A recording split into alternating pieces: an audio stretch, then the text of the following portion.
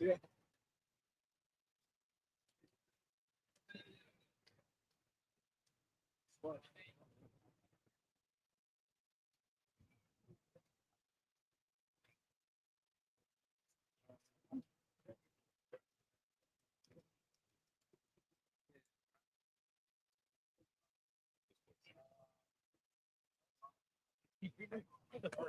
Right here.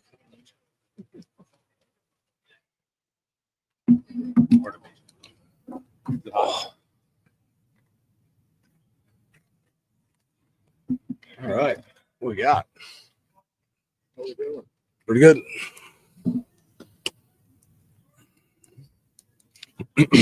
What have just kind of been your hands? Say it again. What have just been your opening impressions?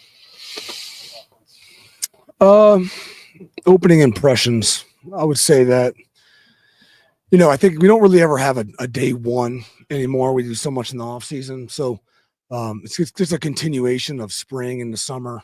And really, I think if anything, we've had a great summer. I think the guys have gotten bigger, stronger, faster. Now their job is to apply that to the game, take those new either acquired skills or exposed talent, I like to say, and now implement it to your production on the field. So we've had a good summer, and now we're just making sure we're getting locked in on not just lifting weights, but maintaining our bodies and really getting really good at execution, competition, and developing the foundation for a great offense. Ryan, last week, Ryan said that one of the most important things for you is your relationship with the quarterbacks.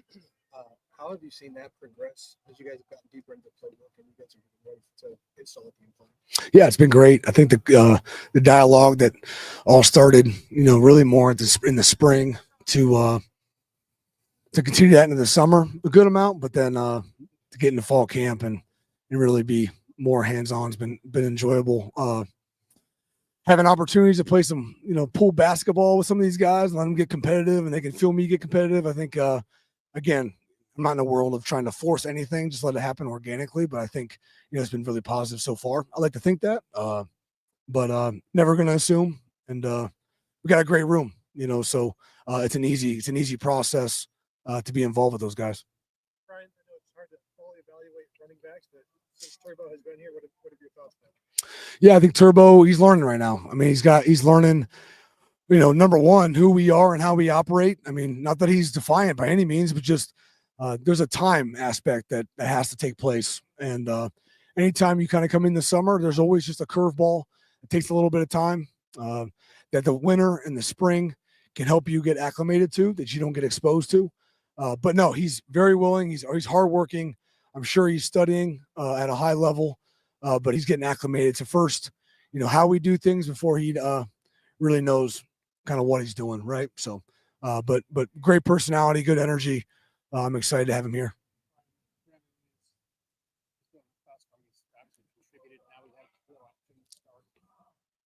What have you seen from him? What do you expect from him this year? What's his potential? Yeah, I think, like everybody, the ceilings, is the clouds. There really is no ceiling. It's only what he limits himself to. But I expect to see a great leader.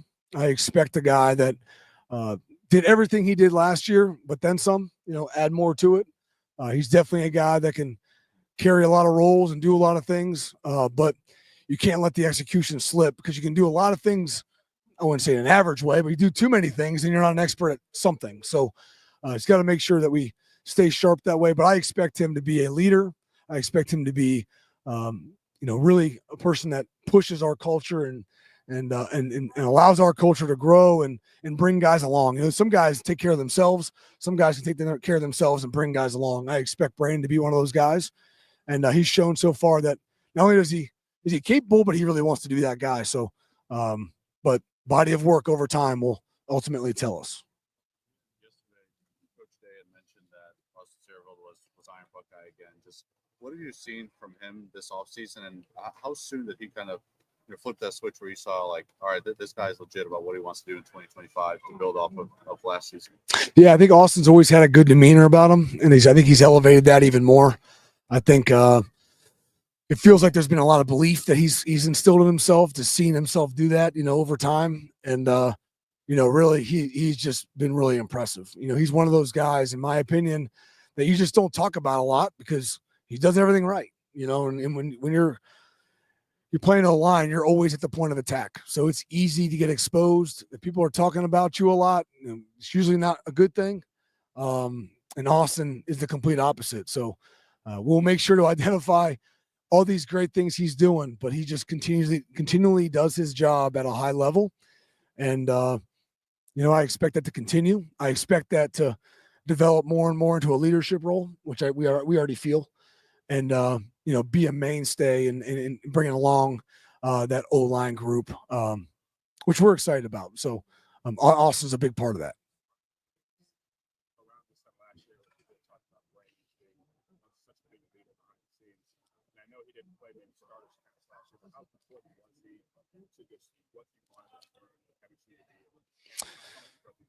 Yeah, Brandon's always been a big part of our room, receiver-wise, culturally.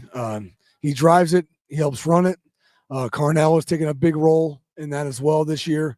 Frankly, all those guys are stepping up. I mean, Carnell, JJ, David Adolph, these guys have made progressions. But from a leadership standpoint, those guys are really trying to take over with BI being, at the forefront of that. So I expect that, and that's good. And he holds himself to a high standard, but I want him to start bringing even more and more guys along in that same fashion. What's the best thing that Jeremiah does? Plays the reps where he doesn't have balls.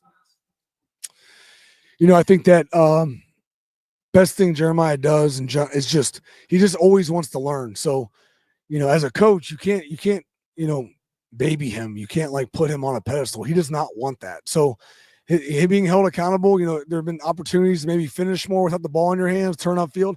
I identify it and he applies it. I'm not going to say there's one individual thing when the ball's not in his hands. I think just overall for him, he's always trying to learn. He's always trying to contribute, whether he's, he knows there's a decoy-ish mentality or a blocking mentality because he's a big guy or whatever that role is. He just loves learning the why. And then applying it in that role in that play. Yeah. Last week, Coach Day talking about Parnell maybe taking the biggest strides out of anyone in terms of leadership this offseason. Did you guys have to push him at all? Or was that all kind of him naturally kind of stepping into that role? No, it was more him for sure. There's probably a conversation that was had, obviously, that, we know you're capable of this. Why not be this guy? Whatever those conversations are between myself and Coach Mick and Coach Day. But ultimately, players apply, players choose to do things. We can recommend and suggest all we want, but ultimately the players are responsible for making plays and making changes. So yeah, I would agree with Coach. I mean, he's made a huge strides, I love him for it. He's the right kind of guy for it. He's the right kind of role, really no BS kind of guy. And a lot of guys have a lot of respect for him. So doing a great job. Absolutely love it. I'm glad those conversations that had were received, and I'm glad to see he's really taking the reins of it and ran with it. Yep.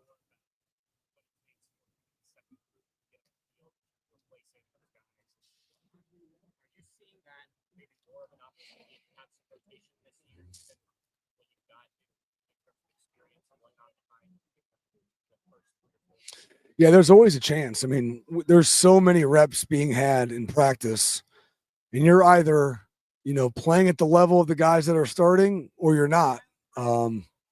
Ultimately, that's what it comes down to, right? So if you can match, the execution level and or better or whatever, I mean, ultimately the film tells you who should be on the field on Saturdays and at what point in the game, and whether it be situationally or not. And guys maximizing those rep opportunities ultimately dictates how that looks, right? So we've got lots of reps early in spring. I mean, we got 2 fields going. We got tons of reps happening.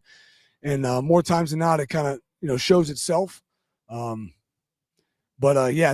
view that, frankly, every year. It's the same opportunity but those guys just have to do it. And,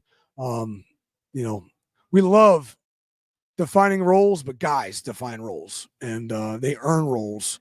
And if you keep it that way, ultimately the respect in your room and in your position room on your team should stay true. And so a lot of competition right now, a lot of good stuff happening. We're just going to try to see who does it more consistently over time.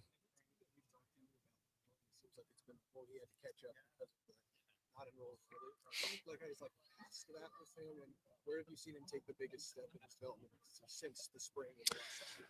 Yeah, I think him going through his first spring really helped him. First winter really helped him. Being grounded for a summer, instead of like showing up and having acclimation for a month before you actually get into it. I mean, all of those things, almost makes you feel like you're in your third year. Like for Jeremiah or these young guys that came in this year to come in January, by the time you get to your second year, you almost feel like it's your third year because you've worked with Coach Mick, you've had a spring, you've had a summer, you've had a fall camp, you've had a fall season, and you're like, gosh, it's only my second year. I would say when you come in June, it's still all new until you get back to June.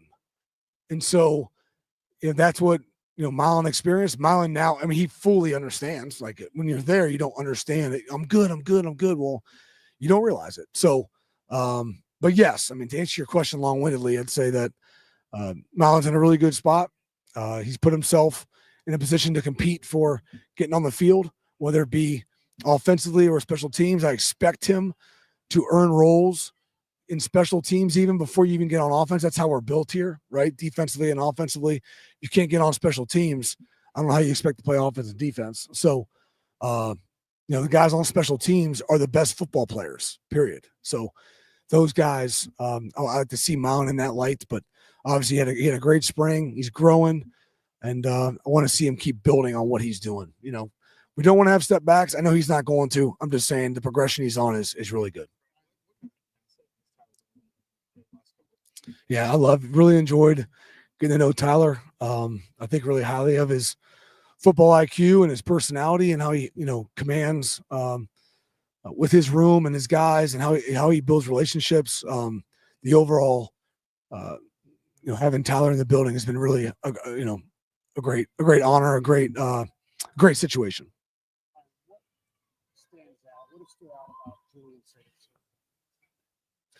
I mean, I can't say that anything. Like it's only day 2, so like we're gonna see about the body of work. These guys have they've done a pretty good job of making the plays they're supposed to make, and then we'll go from there. It's just day 1, day 2 install. We're looking at the body of work for guys to separate themselves, not just the day to day. What are you looking to see first day, second day, third day? Consistency. What you do most often is exactly who you are. So whether you consistently make the play, consistently communicate, consistently loud, consistently have energy, consistently prepare well, whatever that is, the consistency level of anybody ultimately dictates your identity. So we're chasing that. It's too early right now to speak past that, but like we're going to keep building. Yesterday about how important the cadence is with the quarterbacks, what he's looking for there. Have you seen both those guys deliver what you're looking for in terms of cadence? Yeah, they're doing a good job. They're going with it, and they understand it's a weapon.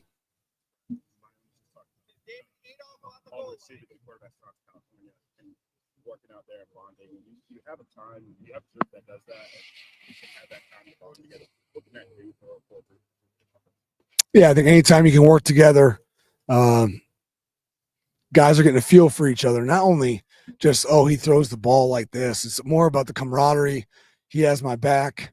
More than anything, you can't challenge a relationship if you don't have a relationship. So you can't challenge a guy. You can't be at a guy. You can't get, push a guy unless the relationship is built first. So the faster you get the relationship built, the quicker you can get to uncomfortable conversations, and then ultimately you grow. So building the foundation is still number one, and those guys doing that on their own is a good sign.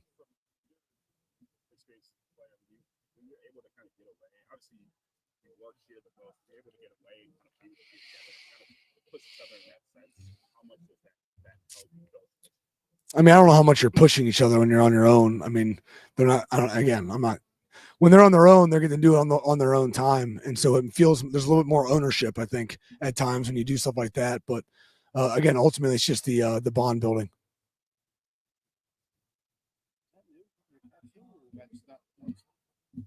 What's that? Yep. What's new? Yeah. It wasn't there in January, but it's August now, so I don't know. Oh yeah, it's all personal. I'm not getting my tattoos. Yeah. You talked a little bit about the pool basketball and stuff. Yep. Like, that seems like a minuscule off season, like fun. Yep. What can you learn about it? Oh, lots. It was awesome. Like we're playing pool basketball and like we're literally trying to drown each other to win. Like we didn't care, right? I mean, there was no fouls. We just want to know who could execute and make the plays, coaches included. And literally when I say like nothing was off limits, there was nothing off limits. So the guys kind of who show up, the guys that compete, the guys, all that stuff, right? I mean, my poor son, he gets evaluated on everything he does. It doesn't matter, and every coach is probably that way. But anytime you're around people, man, it's just human nature if you're wired that right. But it was a lot of fun.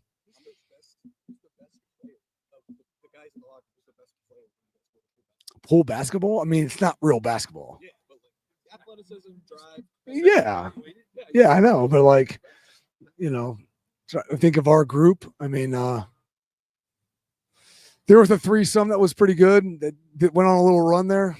But then me, JJ, and I forget who else beat them. No, I did not. We lost the first time. I forget who it was, but it was Carnell, it was BI, and it was Lincoln. Those three we could not. They went for a run, a good 7 or 8 in a row. We had some bad turnovers on our first game. We were identified as their toughest competition. Got a chance to play them again, but it was like their 8th game, and we dominated. So. Like, how much does it show up in everything? It seems like this team does golf, baseball, pool basketball. Like, do you see it everywhere? Yeah, he's just a competitor. I think that's the biggest thing that comes off on Link, and it's enjoyable doing sports with him when he's on your side. Thank you. Thanks. Thanks, guys. Hey, Brian. I need you.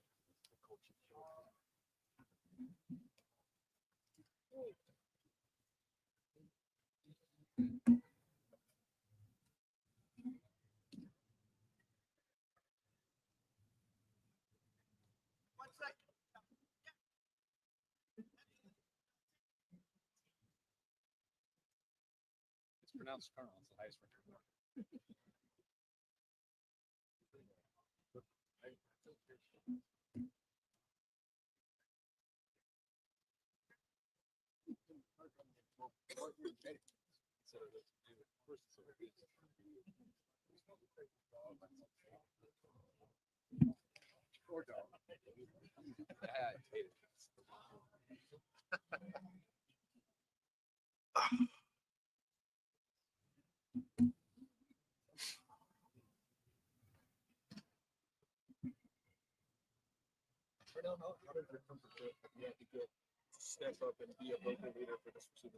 That's very much out of my comfort zone. Like last year, this is not last year's team. We got a lot of young guys. We got to grow up as a team, become more mature, and everybody got to take that next step.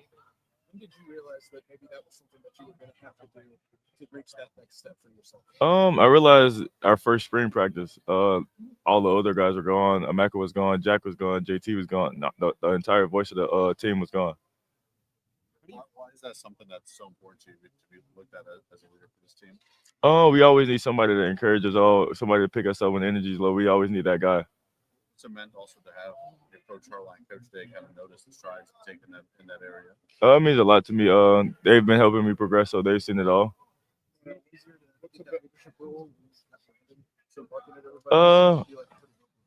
Yeah, we're both vocal. The more vocal we can get out of the guys, the more better this team is. What's the best position group on this team? Wideouts. Hands down. Yes, hands down. Not even a question. Nah. You lose the all-time leading receiver, obviously, for the year before you lose Marvin Harrison. I don't think anyone's doubting what you're saying. you look at Yeah. you and obviously Jeremiah and Brandon. How much pride do you take in being the best? We take all the pride in the world with that. We know every time we're gonna lose a receiver every year. It's just next man up. We know we're talented enough to pick up what was gone. So we just always believe in ourselves. Just probably contested catches, making every catch out there. I get my hands on. What do you expect from Brandon? I expect a bigger role for B. I expect him to be on the field more, see the ball in his hand and bring energy. What makes him special? He does it all. He blocks. He's physical. He can make the catch and he can run. What are your impressions of Quincy Williams? Quincy's a dog. Quincy's he's got his feet. He's getting his feet settled in. He's making plays out there. He's gonna be really good.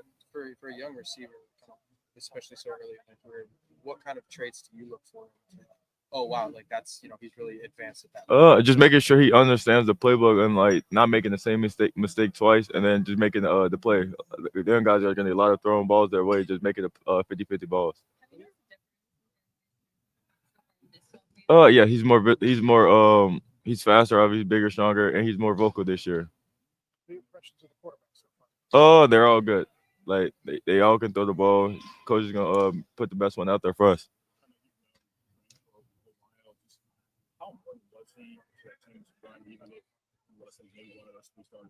Yeah, B was always, bro. He's a very important guy. He's energy's off the chart. Like you can see, like on the catch with JJ made on the fourth down. You look on the sideline, Bi is damn near 10 feet in the air, jumping up and down, celebrating. So B, he's tremendous to all of us. He always whenever someone makes a play, he's always there to support us, the first one. So I can't wait to see him. Coach Rowan was just talking about you guys playing cool basketball this summer. He said that it was competitive, nothing's off limits, things like that. Like, what can you learn about some of your teammates in that kind of setting that I don't know, like you can take to the field? We just see who's ready to fight, who's not, who's soft, and who's that guy. How do you evaluate yourself? Shit, I'm a dog. See, I'm first pick, so you take it how you want it. Yep. Appreciate you guys. Thank you. You are good. I'm so sorry. You're good. Appreciate it.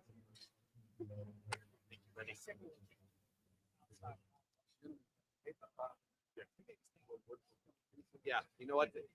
We missed this one, so the last player is at the goal line. We won't have anyone else here. Yep.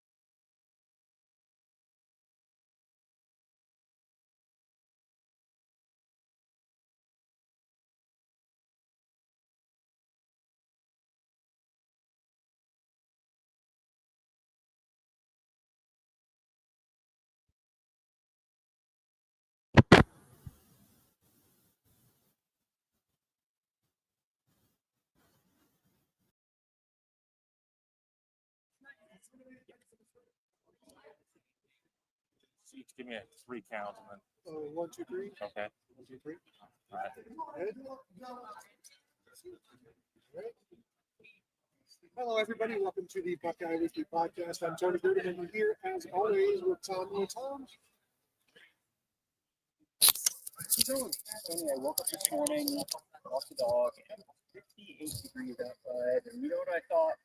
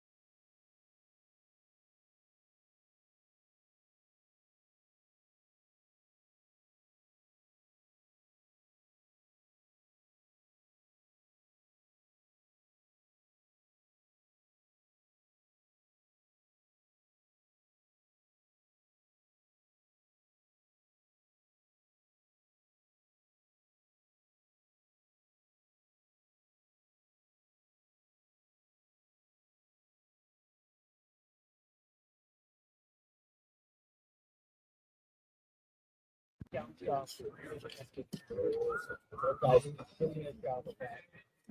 saw a couple times. I don't remember a save one that was kind of comparable. I mean, a couple of years ago, I was very reticent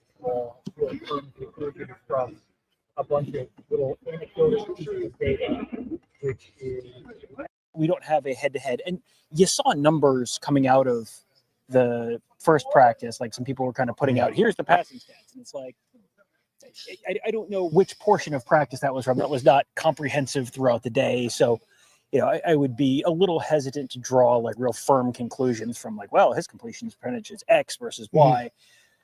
It's, you know, there's a reason that the coaches walk out of here every day and say, well, we really got to get back on the film and look at the film. I mean, Jeremiah Smith talked about that when he was talking. It just, Matt Patricia talked about that in terms of defense. It's just, you're looking at individual things or watching one area of the field. And when you're doing that, you're missing a bunch of other stuff. Yeah, I will say I did see Lincoln Keynotes taking a lap. He did take a lap. Something happened. I think that might have been a fumbled snap because I don't think I saw an interception. But yeah, you saw a couple times. I did not see Julian Sane take a lap. I did see Eli Bricklayer take a lap. Brick Handler. I made a put in a request to Jerry Emig that he change his name to Eli Bricklayer because I'm never going to get it right. And I'm very sorry, but at some point it's not my fault. If you get a petition going, like 400,000 signatures, somebody has to legally change your name. Yes. Change.org thing. It worked in 2020. You have to legally change your name just to make it easier on people. Yeah. So again, with the quarterbacks 2 days in, pads go on pretty soon, and then still can't hit the quarterbacks. Right. But it's been interesting to watch things moving. And again, these are split fields. So this quarterback will have 2/5 of a starting offensive line, and this quarterback will have 3/5, and this quarterback will have 1/3 of the starting receivers. Yeah. And Jeremiah Smith was on one field, Carnell Tate was on the other field. Yeah. And Will Kazmarek was in and out today in terms of his availability. So there is no 1 and 2. Yeah. And I'm watching people like trying to write down the defensive line and the offensive line. It's like it's all just a mix. Like what you came out of spring knowing is still the same, other than Bo Atkinson is now in the mix. So overall with the quarterbacks, it was interesting to see again with the split fields they're running the same plays, and it looked to me like they were running some RPO stuff, because on this field it would be a run, and on this field it would be a pass. And I'm wondering if the coverages are different, because if they're not, then they should be the same. Like the read should be the same unless the coverages are different. And so then again, this guy throws a completion, but maybe it's the wrong read. And that's what we talked about yesterday, where maybe you go 15 of 19, but if you're not watching the first read long enough and you're checking down immediately and you're completing a pass versus somebody else going 6 of 14, but reading the right thing and throwing it and having the number 4, 5, 6 receiver drop it or not get open. Right. So that's the plus play, and the completion over here is the negative play. So it's hard to just judge on completion percentage. This is not the spring game, Tom. You can't just base everything on statistics. Yeah, this is all of this stuff. I think is legitimately too soon to tell on the quarterbacks. There was stuff that I don't think was too soon to tell. Right. Number one, I think very positive news. We should get into the Edric Houston thing very quickly, because that was sort of the big news of the day one of fall camp. There was stuff that came out late on Thursday evening that, it's not, you're far from the worst case scenario. He was out there, he had his helmet on, he had a big brace on his right knee, and it seems like, he wasn't out there doing a bunch of stuff. He was kind of going inside, working with the injured guys. So he was not out there when they're doing 7-on-7 kind of stuff or whatever, 11-on-11, but he also was out there running through individual drills. Like this is, I think there was an immediate concern. Is this a season-ending thing? Definitely not a season-ending thing. He did not look super thrilled to be having to leave.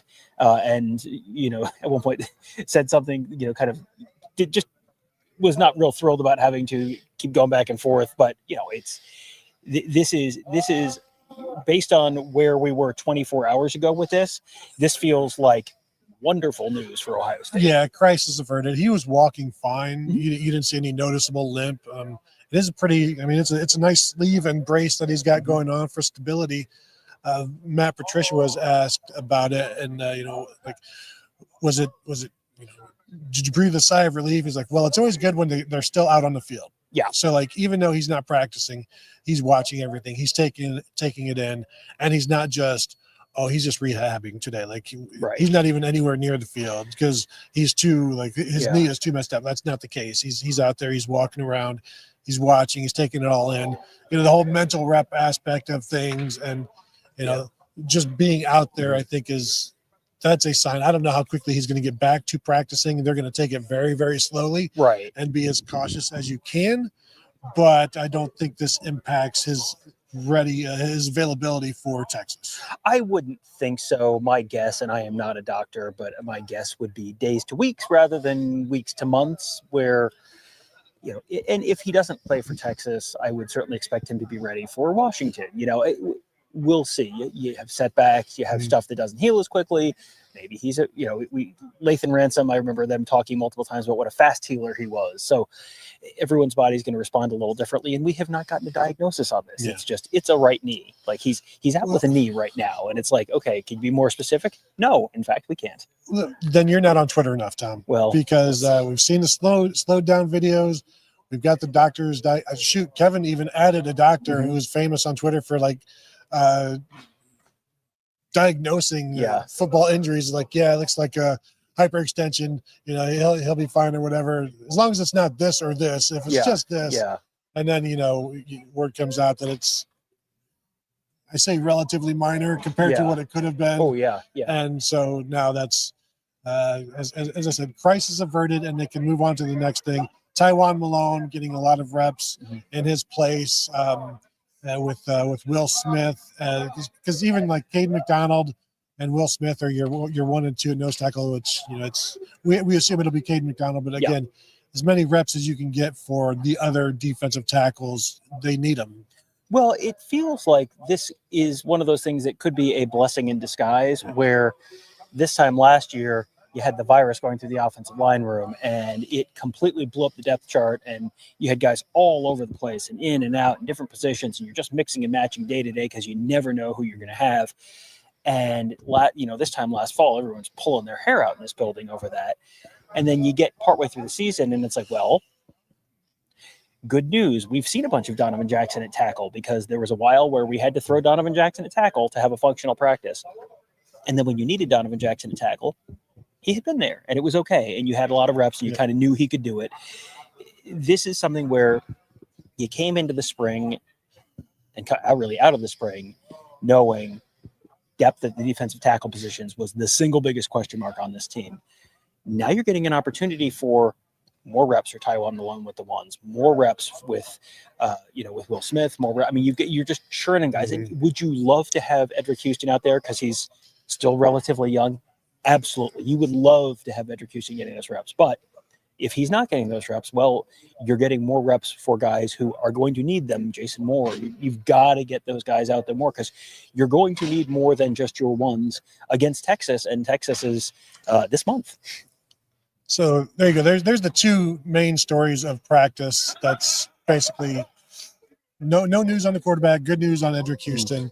Let's talk about some of the other things that we saw in practice today that impressed me. I can start with Turbo Rogers, freshman running back. And again, running backs in camp, no pads, no tackling. Like you can only blow up so much, basically. But every time we've watched him in these two practices, yeah, sure, he comes out of the scrum because there's no tackling, but he just looks so slippery, so quick, and hard to find. Yeah. Because you're like, I don't even know what's going on. And then here comes Turbo Rogers out of it. That he's been impressive, and he wasn't here for the spring. And so I asked Brian Hartline, with all of these caveats, look, I know you can't make any judgments about a running back, but what have your thoughts been? And he's like, well, just like we said, you come in and you're behind everything. You're learning how to be a Buckeye. You're learning what the standards are. You're learning all of these different things of how you have to operate, let alone what's going on the football field. But he's got it, wants to learn, has a ton of energy, and you can see it out there every single time. For sure. And yeah, just getting here in June, this being your second practice, like you're still learning how they practice here. And I know they kind of talk about it and they will kind of dry run it, but they have not had everyone out here with the coaches and footballs and running a full practice before. So that was Thursday was your first practice. Friday's your second practice.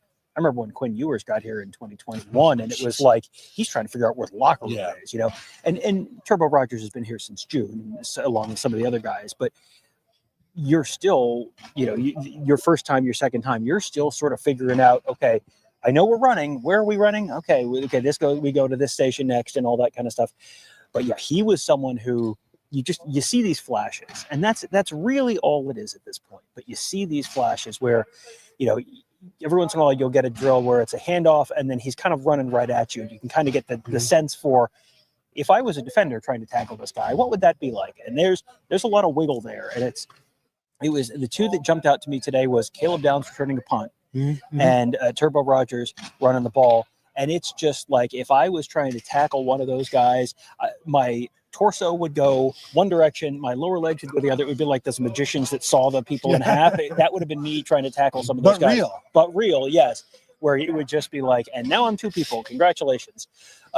It's you see it with him early, and he's listed at 5'8". Now, when you're listed at 5'8", it's never because you're 5'9.5". You might be 5'7", but he you see him get lost behind that offensive line, and then all of a sudden he pops out, and it's like, oh, there he is, and there he goes. And if Bo Jackson, he's probably, I was very impressed with Bo Jackson all through spring, and we saw little flashes from him today as well. He had a nice reception out of the backfield at one point.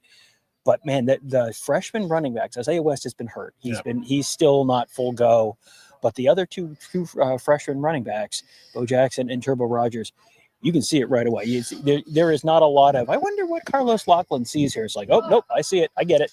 Yeah, and James Peoples, again, looks really, really good and just so sudden and I'd say jittery, but that doesn't – jittery just like, is like back and forth, east and west. Like he can jitter north and south. Kind of it's like he can move all over the place and pick up yards. And I continue to like what I'm seeing from Samuel Dixon.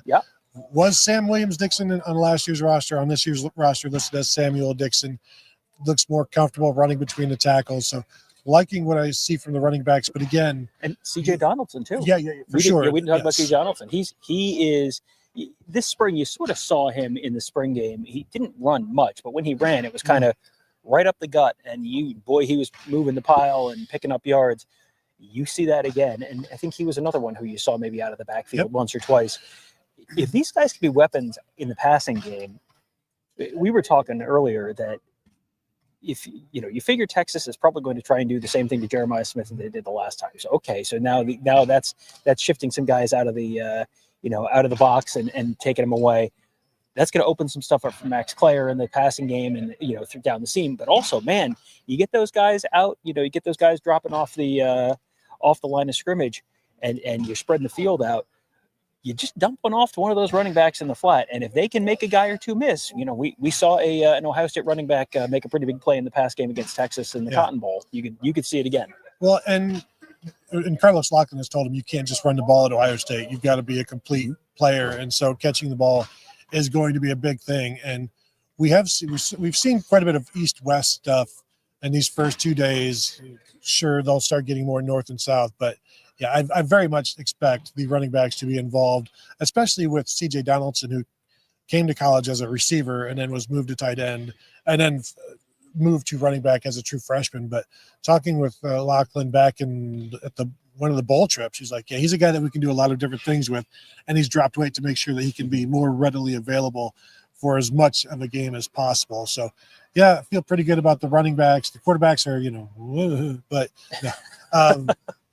And quarterbacks are fine. Yeah, I think we came into the fall with the idea that Julian Sain was probably a little bit ahead. Mm-hmm. Lincoln Keenholz has looked perfectly fine the first couple days. So if it is Lincoln Keenholz, it's not a by default thing. No. It's not they're just defaulting to seniority. Like I feel like they're going to be okay with either one, and now it's really more of a ceiling thing rather than can anyone, the old Casey Stengel line about the Mets, can anyone around here play this game? Like they have a couple good choices there. And now the question is just how good / great is that choice this year? Yeah. And the other thing to keep in mind is that I think we can credit the defense for the lack of downfield stuff, because those reads aren't there. And so the corners are playing well and the safeties are playing well. And I think they're showing that they're pretty deep at corner. Now they have 4 outside corners that they like.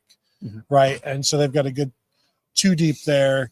I think they're doing well. And of course, they're figuring out the safety stuff. I was talking with Matt Patricia about the safeties. Caleb Downs continues to move around. And it was something that we've talked about where I suggested that, when Malik Hartford's in, Caleb Downs goes to strong safety. When Jalen McLean's in, Caleb Downs goes to free safety. And you're like, well, you can't be too predictable. Here's where Matt Patricia's talking about one of the reasons they like Caleb Downs wherever is because he can communicate with everyone and get everybody on the same page, but also they can show him at any position, and that's not necessarily where he's going to be coming from. And that's something he talked about. I asked him about how do you make sure you're not predictable, and he's like, obviously self-scouting, but as we know, just because a guy is lined up at nickel doesn't mean he's not going to be the deep safety because of a receiver goes into motion. So they're still working on getting everybody capable of playing every spot. Like, sure, Caleb Downs can. Yeah. But in the defense that they want to run, the safety also has to be able to play the nickel. The nickel has to be able to play safety. And so you're seeing some of that going on right now. Well, and I want to make sure we're sort of explaining the why behind that, where you don't want to be too predictable, where they kind of ran into this a little bit under Jim Knowles at times, where you could predictably use motion to get, okay, if I use motion, if I started this formation and I use motion, then they're going to rotate, and they're going to rotate predictably in this way. This is something that Ross Fulton talked about a number of times. Georgia got him on it for a long touchdown with Lathan Ransom rotating to the slot. Yep. So you've got to be able to have multiple answers and multiple ways to approach things and be able to disguise things as well. If you can disguise things, then that doesn't necessarily make it harder on you, but it makes it potentially harder, a lot harder on the offense. So being able to sort of disguise things is really, really important. And this goes to the same thing we talk about with the wide receivers, where they want guys to be able to play outside and in the slot, because then you can put Marvin Harrison in the slot, and boy, does that create a mismatch potentially. We saw that with Emeka Egbuka playing in the slot, but also outside. You're going to see, wide receivers doing that all the time. You want to be able to do that with your safeties as well, so that you're not predictable. So it's not just, you point out the mic, there's the mic, okay, but you're also like, okay, there's the deep safety, there's the boundary safety, there's the nickel. If you can sort of be a little bit more unpredictable, that complicates things. That's when you get confusion, and that's when you get turnovers. Anything else from practice stand out to you? What that you wanted to get in here? We didn't see a ton of offensive line versus defensive line stuff, really, and that's just, it's not a padded practice. I believe Matt Patricia said that Saturday's practice will be padded, so maybe potentially we'll see a little more of that. So a bunch of tackling drills. Like day one was a lot of, the fun visual drills were they're falling on fumbles or they're scooping up fumbles. Today they had the big donut, so they're doing the take a running leap at the donut, you land on the big mattress pad kind of thing. So, a lot of you're in the sort of fundamentals portion of a lot of this stuff, and a lot of wide receivers. You run a route, you run a little hitch, you catch it, then you toss the ball, and then you run a different route, and you catch it, and you're just trying to work on getting the right number of steps, ending on the right foot to show, hey, I'm ending on the foot that I would be running to run a hook or a curl or whatever, and then keep going. So you're doing it to then sell it in the future for a some kind of a stop and go kind of route. So lots of fundamental stuff like that. Let's move to the interviews, because Matt Patricia, we talk about how he's good at getting players to do little things in terms of like, you're good at this, so we're going to work on this. We're going to specialize you in this, but also maybe add this. And he was talking about that. He said one of the goals of that is obviously, yes, you want to accentuate what players can do, but also it forces the offense to study, like really predict and study each player, what they're going to have to deal with. And so the different things that you can have gives them certainly the edge of having them do stuff, but then it also just takes time of the offense trying to worry about all of the different ways that player might be involved. But yeah, he still seems very, very excited about all of the toys that he has to work with here at Ohio State in terms of just, what can I do with Sonny Styles? What can I do with Arvell Reese? What can we do with Caleb Downs? And then mixing those safeties in behind him, or with the nickel, or whatever. And he was also asked about Kenyatta Jackson. Yep. And he was like, I co-sign everything that everybody's saying about Kenyatta Jackson. I would completely agree with. He was talking about how Kenyatta Jackson, like, immediately he's like, put me in front of every line. I want to go first. I want to do everything. I want to show everybody how to do everything. I want to be pushed. I want to push everybody.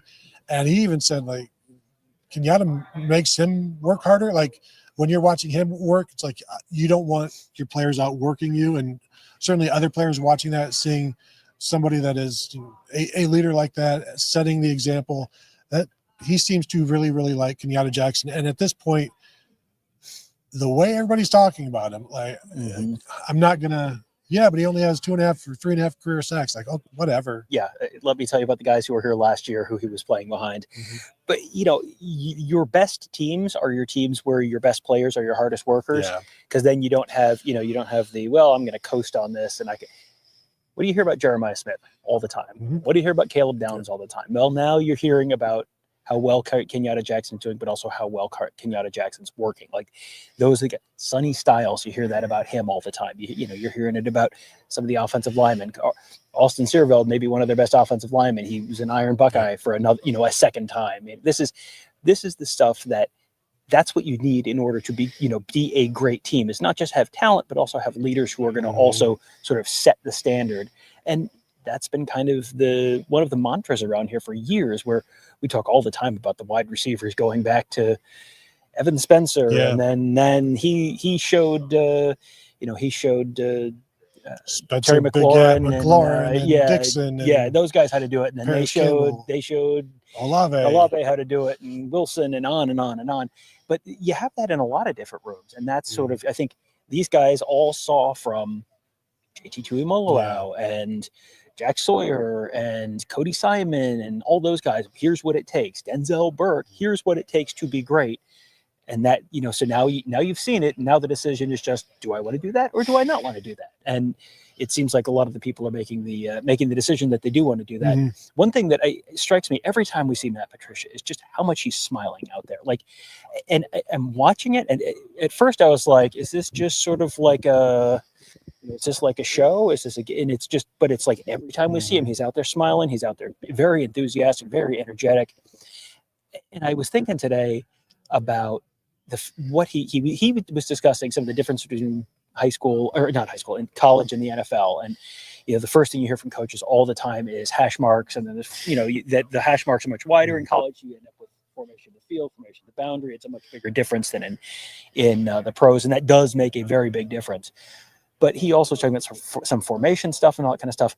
And I was thinking, something else that's different about college and the NFL, the talent discrepancy between the top teams and even the middle teams is night and day difference. The top NFL team to the worst NFL team is a 2-touchdown favorite, Right, yeah. 17-point favorite. It's rare to see something like that. Yeah, it's rare to see something even in 17, 20 points.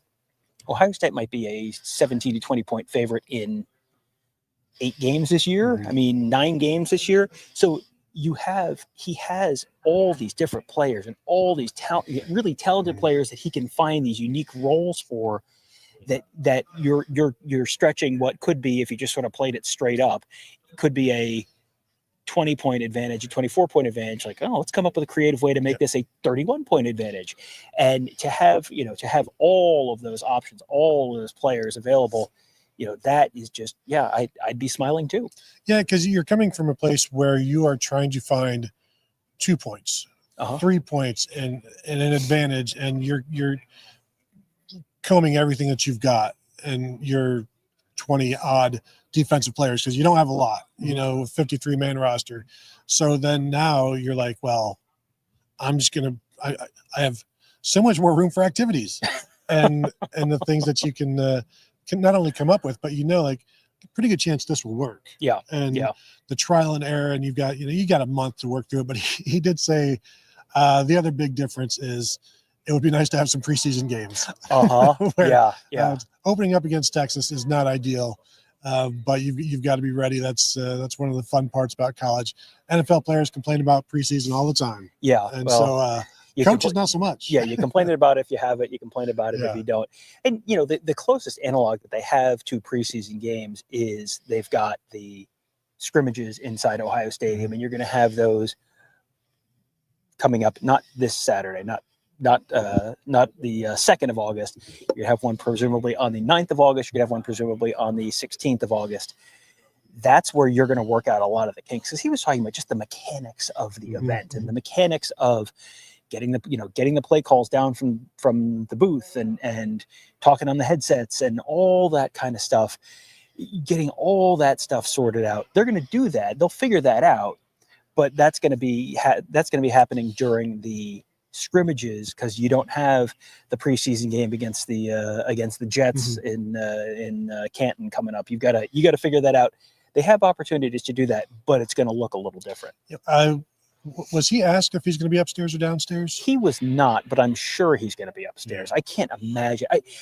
We get asked this a lot, and I was not over with Brian Hartline, but I assume that Brian Hartline is going to sort of, they'll both probably try being upstairs during the scrimmages. I can't come up with a scenario where it doesn't make sense for them to both be upstairs, because Hartline, you've got Ryan Day on the sideline already. So you've got an offensive guy down there. You want someone upstairs, because those are going to be guys who are probably talking a little bit on the headset. And then, what did you see? What did you see? And if you're both in the same place, then you got to bring in a third party. And they have Devin Jordan, who's the assistant wide receivers coach, who has been here for quite a while. Obviously, former Ohio State player, just like Brian Hartline, knows the room extraordinarily well, knows how Brian Hartline likes to do everything extraordinarily well. You have Devin Jordan on the sideline running the wide receiver stuff. You have Brian Hartline upstairs. No one, I don't think, has said that out loud, but having Patricia and Hartline upstairs makes just perfect sense in my mind. Yeah, and I wasn't over with Brian Hartline too much, because we had everybody going at the same time. So you were with Patricia mostly. I had to run over with some receivers, and I don't know that Brian Hartline had anything major to say, because he also said, he was asked, hey, give us your impression of the first 2 days. Like, well, anymore, because they can't spend more time with them during the summer. It doesn't really necessarily feel like the beginning of something. It's the continuation of spring and summer. And he did say everybody, the team, had a good summer. Everybody's bigger, stronger, faster, all of those things that they should be getting during the season. And then now this is just a continuation of it. And you build up. But I don't know that there's anything – I shouldn't say I don't know that there's anything breaking from Brian Hartline, because I'll say that, and everything on Twitter right now is probably about what Brian Hartline said, and I'm totally oblivious to it. Yeah, I did not hear it. I didn't hear like an audible gasp or anything like that. So I think you're probably okay. One thing that Matt Patricia did mention CJ Hicks at one point. He's up to 243. He looks, you mentioned guys getting bigger, stronger, faster. He looks noticeably bigger than the spring. And we got an updated roster for day 2 and with updated heights and weights, and he's up to 243. So I think he was in the 230s this spring. So he looks like a defensive end now. He doesn't look like a linebacker in the process of turning into a defensive end. He looks like he's ready to play some kind of role. And he's the kind of guy that Matt Patricia, like, find a role for that guy. There's going to be a role for him somewhere because there's lots of different unique skill sets in that room. It feels like he's probably one of those guys. And as James Laurinaitis said this spring, when the news came out or when he found out that they're hiring Matt Patricia, the first player he thought of was CJ Hicks and what this could do for him. And, we'll continue to see that. We also talked with receivers. Yep. I spent some time with Brandon Ennis, who is just fantastic. He's been didn't redshirt as a true freshman, but hardly played. Then was a backup last year, and now is primed for a starting role. And he's always been an energy guy, but now he's more of an energy guy. And as he said, it's like Jeremiah doesn't talk much. Carnell is talking more, but he is one of the leaders of this room. It's a kind of the top 3 guys are all leaders, and Bryson Rogers is a leader as well. So it's he's maybe the vocal, the voice of the room, but this guy is so excited to finally be a regular piece of the offense. He's dropped weight. He's faster and he's quicker. And he said he'd never been a backup anywhere until he got to Ohio State. And meet Emeka Egbuka. Yeah, and I'll tell you something about that in a bit as well. But like you get to Ohio State and it's like, this is different because I'm not playing, but also I understand that where I am is extremely beneficial. And once I get on the field, everybody will see what I can do. But the development and the learning and the guys that have come through Ohio State, was he ever tempted to leave? He's like, his people around him, he mentioned like his financial advisor is basically like, stay put.